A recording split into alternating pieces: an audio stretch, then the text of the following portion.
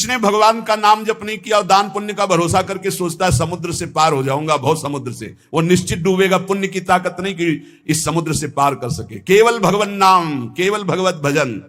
साधु मंडली बैठ के मूड जाति बखाने, हम्बड़ हम्बड़ करि मुए बूढ़े बिन पानी।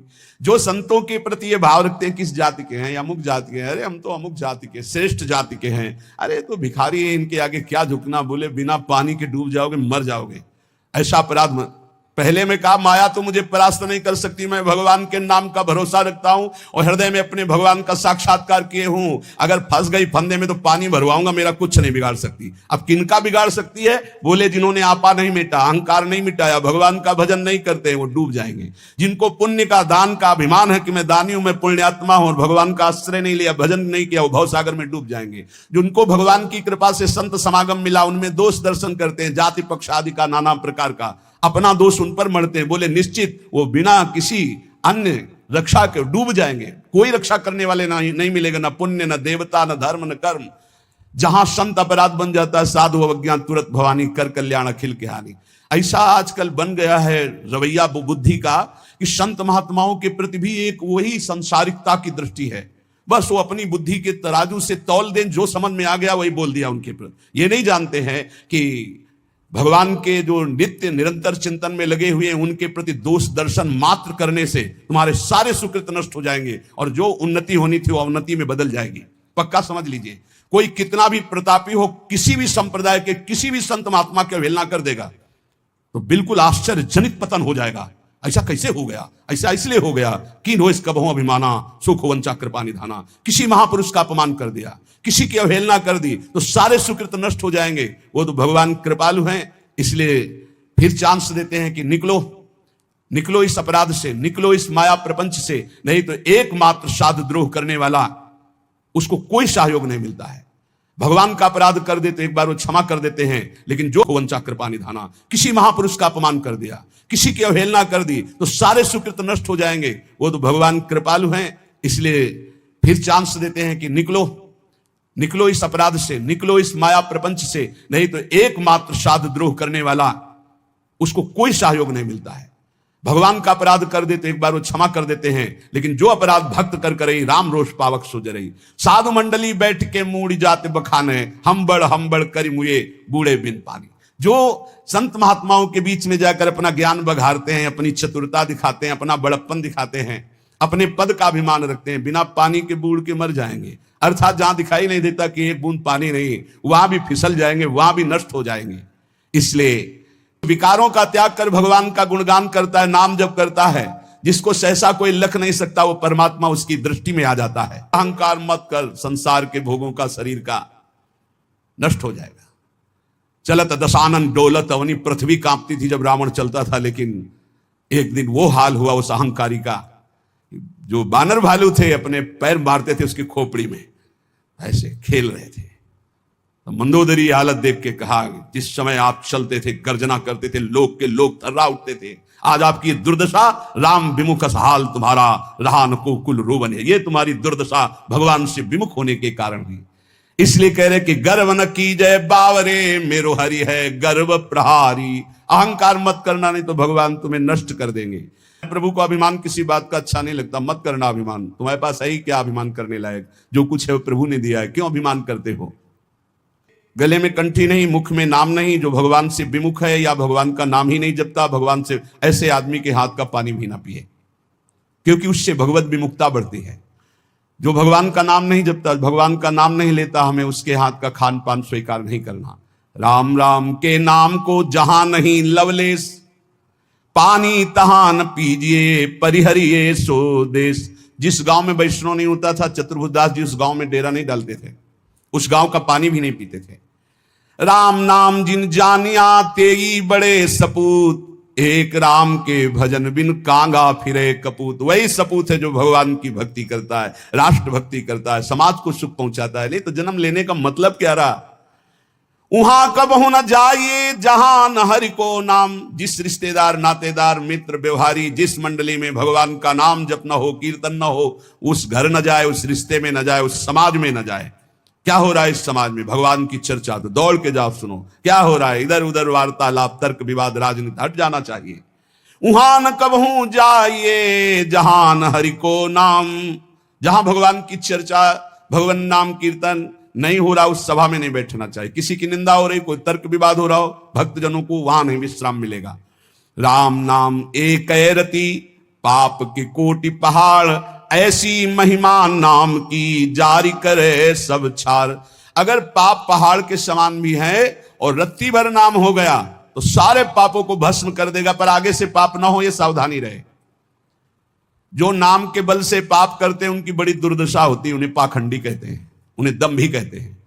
और जिन्होंने ये जाना कि मेरे से पाप हो गए, अब कैसे निराकरण हो, कैसे हम इनसे मुक्त हो, और भगवान का भक्त मिल गया और नाम महिमा सुनी, धाम महिमा सुनी और लग गए भगवान के नाम में, तो निष्पाप होकर महात्मा बन गए, भगवान को प्राप्त हो गए। ये सिद्धांत है। ऐसी महिमा नाम की जारी करे सब छाड़। चाहे जितने बड़े बीमार हो, चाहे जितनी बड़ी परेशानी हो, नाम जप करके देखो, सब परेशानी शांत हो जाएगी। एक अलौकिक आनंद रहेगा। भारी से भारी दुख में, भारी से भारी रोग में एक अंदर एक अलौकिक स्थान है, जहां बैठ जाओ तो एकदम वातानुकूलित कक्ष, सम, न दुख न सुख न लाभ न हानि न हर्ष न सुख न जन्म न मृत्यु। नाम जब से वो दरवाजा खुलता है, अंदर ही है। उसी में बड़े बड़े संत जन आराम करते, आनंद से पड़े रहते। सोवत पाव पसार, काहू के बल भजन को काहू के आचार, व्यास भरोसे कुंवर के, वहां सोवत पाव पसार। वो कमरा है अंदर एक आत्मस्वरूप, जिसमें शम है, शम, कोई भी क्षमता नहीं, वो नाम से खुलता है। जितना नाम जप करोगे उसी में मस्ती रहती है। हर समय निश्चिंत, निशुक, निर्भय, एक अपार आनंद। नाम संकट में लो लाइए, दूरी करे सब व्याधि। जिसको भी कष्ट है, इसीलिए कह रहे हैं बात को समझो। ये जंतुर मंतुर, ये कलावा, ये सब तुम्हारे दुखों को दूर नहीं कर पाएंगे। सब प्राकृतिक हैं, विचार करके देखो, ये सब प्रकृति से बने हुए हैं। तुम परमात्मा के अंश हो, तुम्हें एक भ्रम हो गया है। परमात्मा अंश जब प्रकृति से सुख भोगने की इच्छा करता है तो अशांत हो जाता है। इस अशांति को ज्ञान के द्वारा नष्ट करना है, भजन के द्वारा नष्ट करना है। ये सब कुछ नहीं होने वाला, इनसे कुछ नहीं होने वाला। जैसे मैं मर रहा हूं अपने श्रवण कुमार के वियोग में, ऐसे अपने पुत्र के वियोग में मरेगा। ऐसा बोला था श्रवण कुमार के माता पिता ने, ऐसा ही हुआ महाराज दशरथ जी को, हुआ ना। चल दिए जंतुर बांधने, तुम्हारे प्रारब्ध काट देंगे। इसी में सब फंसे हैं। एक लौंग ले आओ, खोट ले आओ, ये कर ले, और यहां गरुड़ जी महाराज के जंतुर बांध देते का भुसुंड जी, जाओ तुम्हारा भ्रम ठीक हो जाए। नहीं, पूरी राम कथा सुनाई। यह है भ्रम दूर करने का, ये सब बवाल। अरे भाई, इतने बैच चल रहे हैं, इतने प्रोग्राम चल रहे हैं, हमें लगता है अस्पतालों में ताला लगवाना पड़ेगा, सब वहीं ठीक हो जाए। भैया काहे को औषधि, डॉक्टर पढ़ पढ़ के परेशान, पैसा लगा के इतनी डिग्रियां प्राप्त कर रहे हैं। ऐसे ही है, व्यर्थ में मत भ्रमित हो।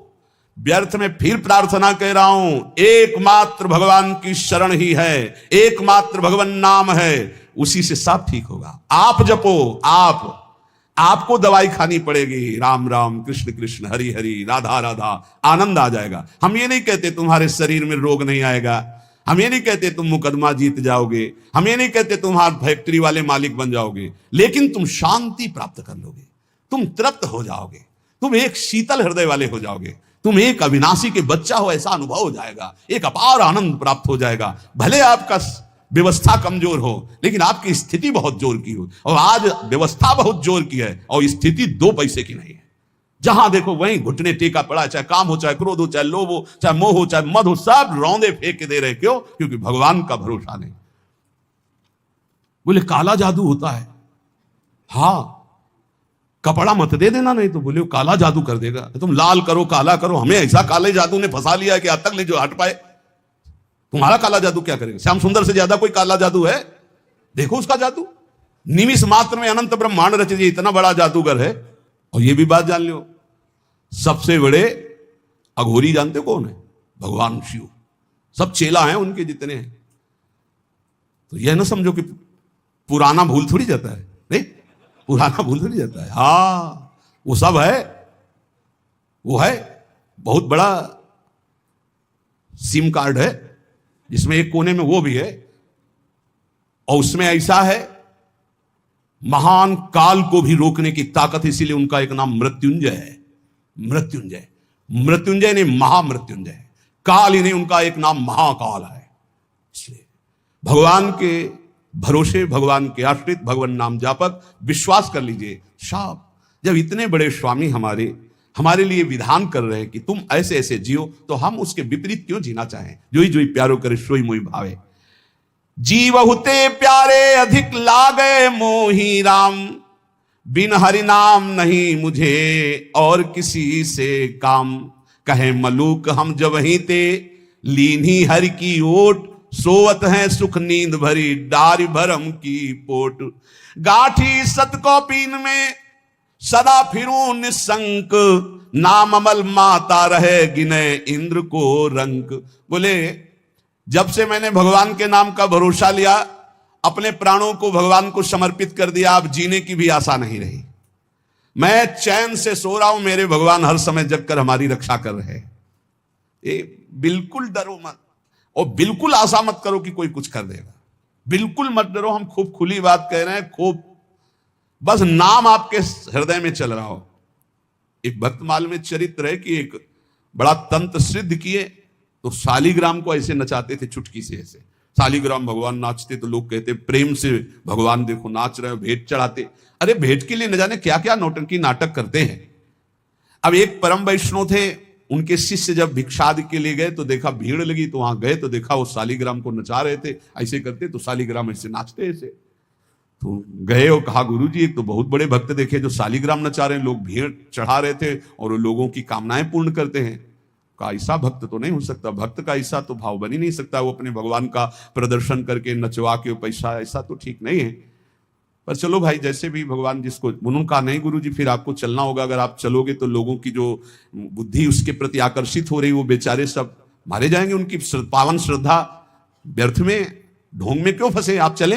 बोले हम चलेंगे तो उनका कोई भी नाटक नहीं चलेगा। बोले आपको चलना पड़ेगा गुरुदेव, सबकी रक्षा के लिए चलना पड़ेगा।